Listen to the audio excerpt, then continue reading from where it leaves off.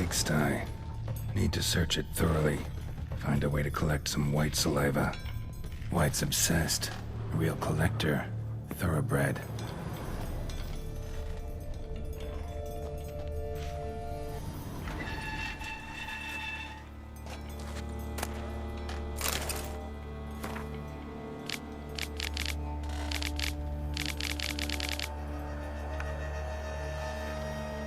Poor girl.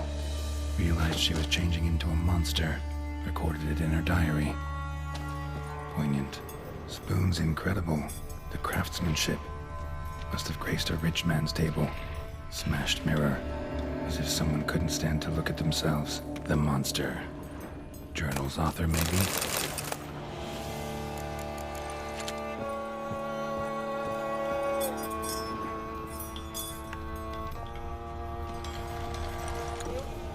No spoon you have shall sate you.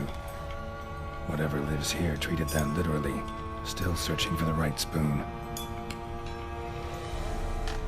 Spoon, pretty ordinary. Maybe a little old.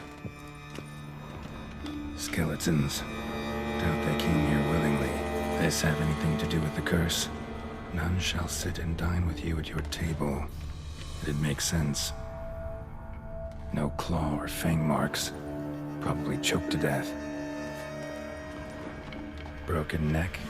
Indentation in the skull's lateral surface. Smacked in the head with something heavy. Right arm bit right off.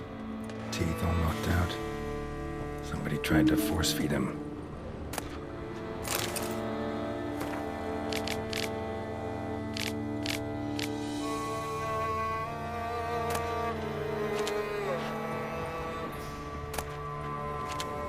Woman's name scratched into this wooden spoon.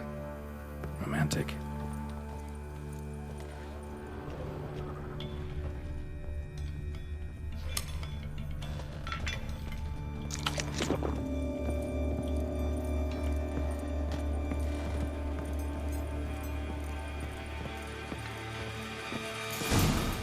Actually does seem like a White's lair. Bit atypical, but still. Cauldron should be somewhere around here. Another spoon. Yep, just as normal as the last one. White's obsessed. A real collector. Thoroughbred.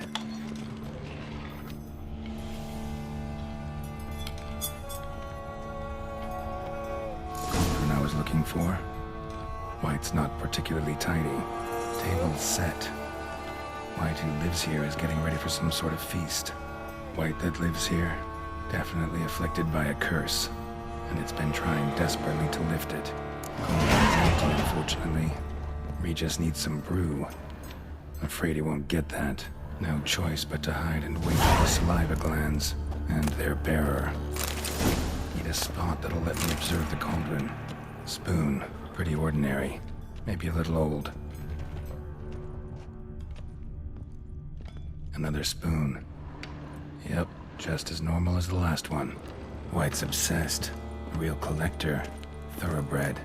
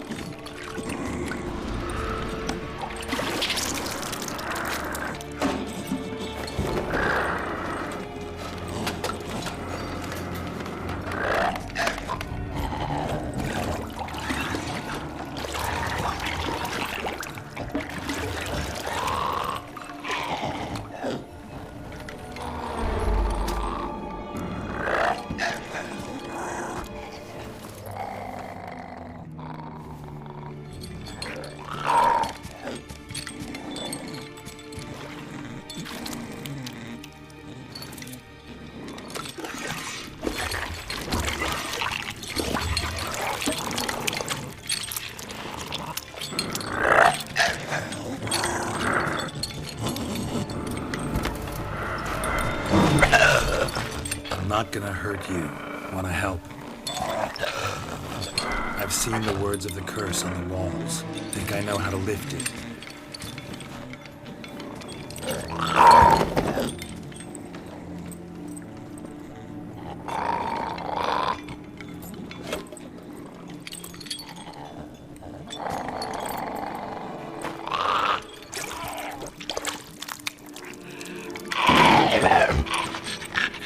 You tried to bring folk here, convince them to sit at the table with you, right? Well, I'm gonna be your guest now. Your willing guest.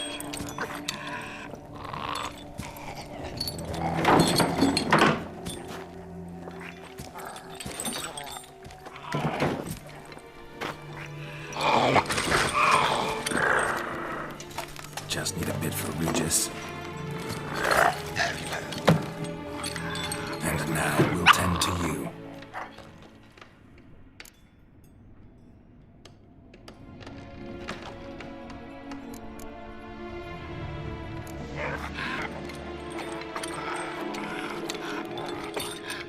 We can't use spoons.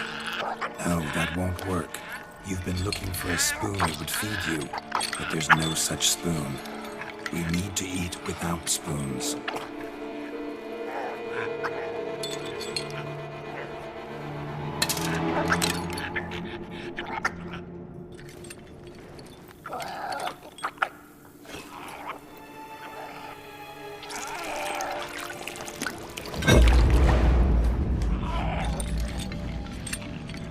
Open your eyes.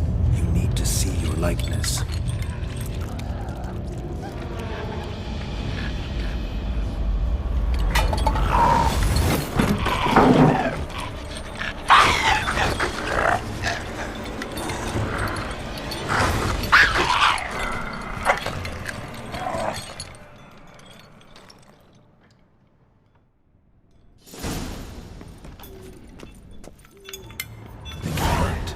Just not quite like I expected. Need to see what happened to the white. Won't be hard to find given its stench.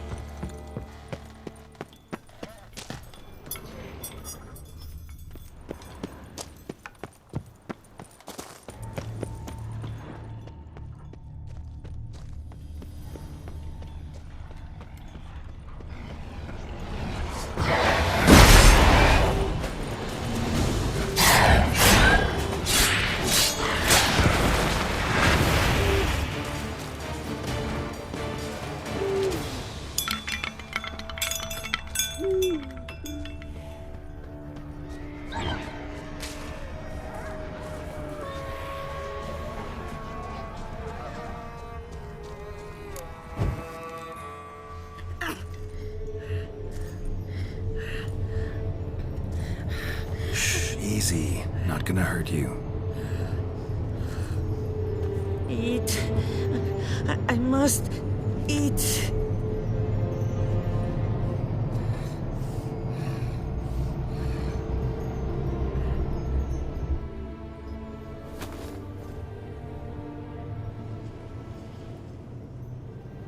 I'll take you someplace safe.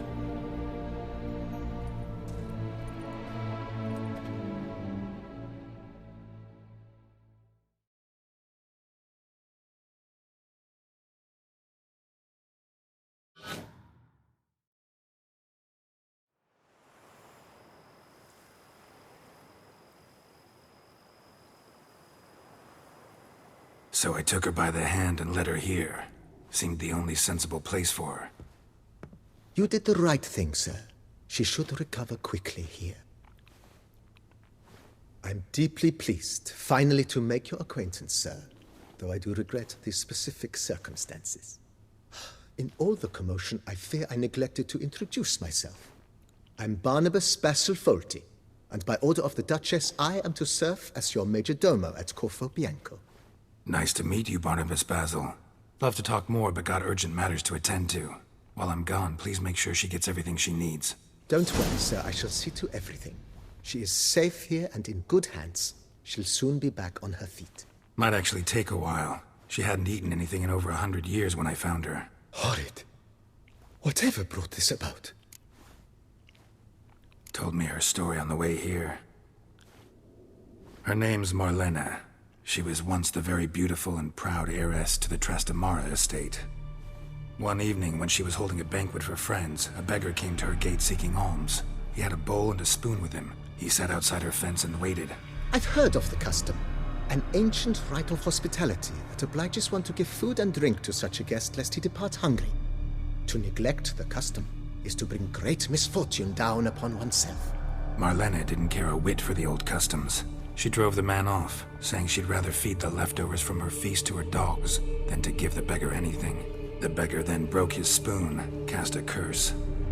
She was beautiful, so he said she'd never wish to look at herself in the mirror again. Since she adored feasts, he swore no one would ever wish to sit and dine with her. And as she even refused him the crumbs from her table, he swore she'd never find a spoon in the world that would sate her hunger. A harsh punishment. I imagine lifting the curse was hardly simple. Curses are tricky. They play on irony. Always gotta figure out what the catch is. Marlena had spent decades looking for a way to lift it. Transformed into a wight, she stole spoons and lured folk into her home, trying each time to get them to dine with her. Didn't work. So what did? Someone had to sit down and share a meal with her, of their own free will.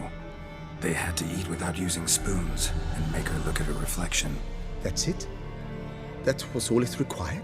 Simplest solutions are sometimes the last that come to mind. Besides, when you're a wight, it's pretty damn hard to find willing human company for a feast.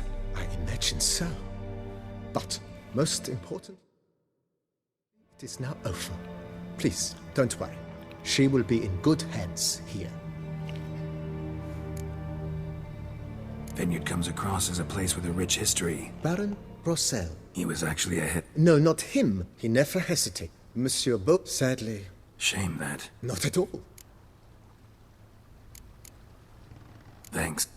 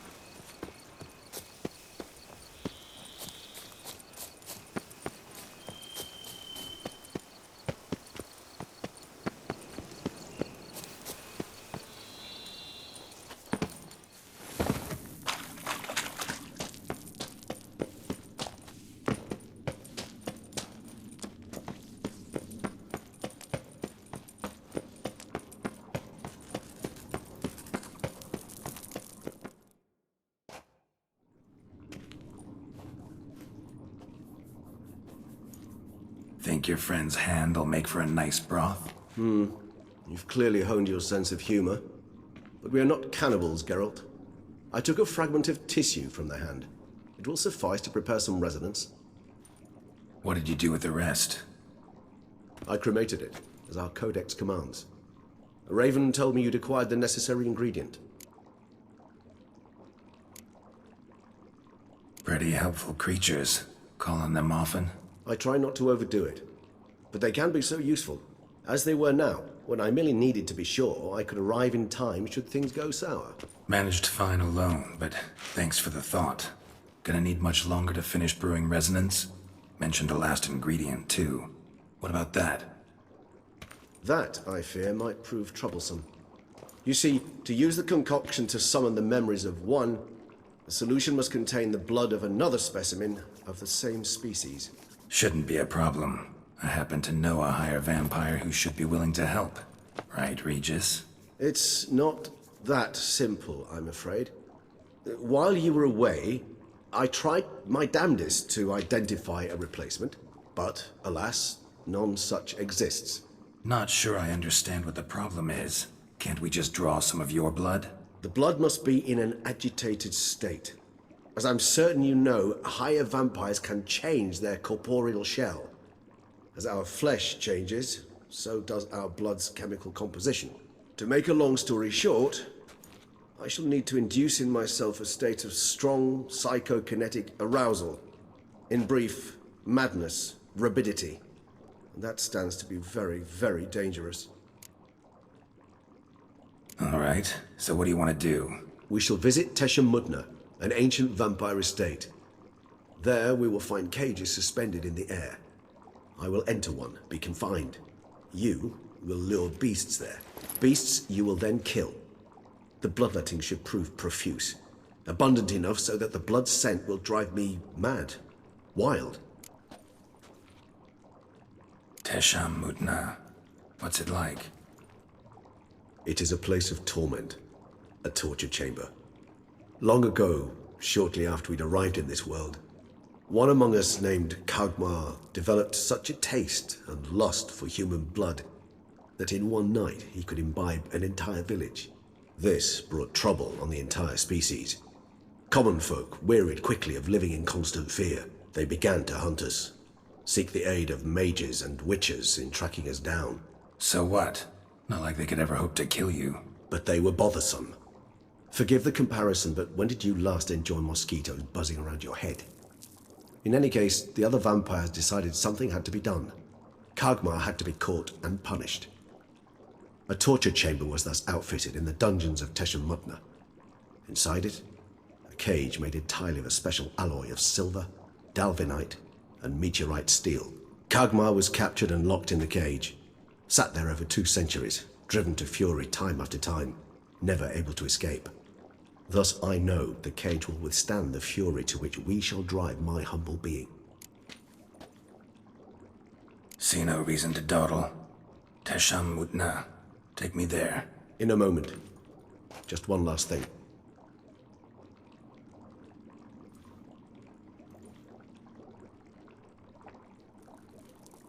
What was that? Blood. Oh, the last favor the Raven did me. I've also taken some sancurium, a solution that sharpens one's sense of smell. One drop of blood shall smell like a gallon to me now. You crazy? You're a recovering addict. Your outrage warms my heart, Geralt. But you must remain calm. I have no choice.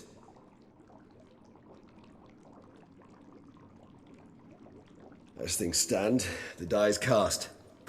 High time we set off for Tesha Mudna. My head's spinning already, and you're starting to smell quite tasty. And you're starting to scare me.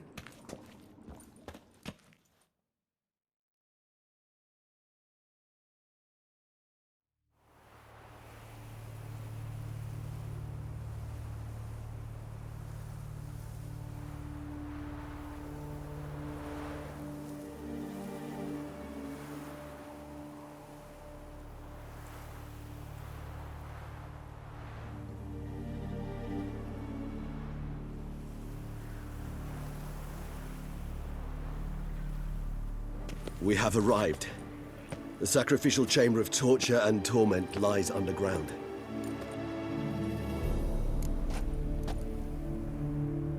You lead.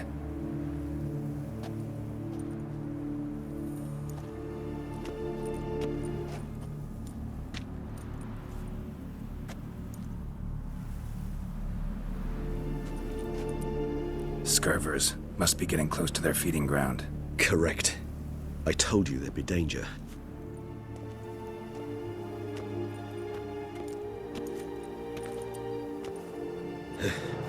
Beyond this wall lies... An ancient vampire dungeon. Seen a lot of things in my time. Nothing quite like this, though. I feel honored. A man with such a wealth of experience, yet I'm about to show him something new. Now, to open it.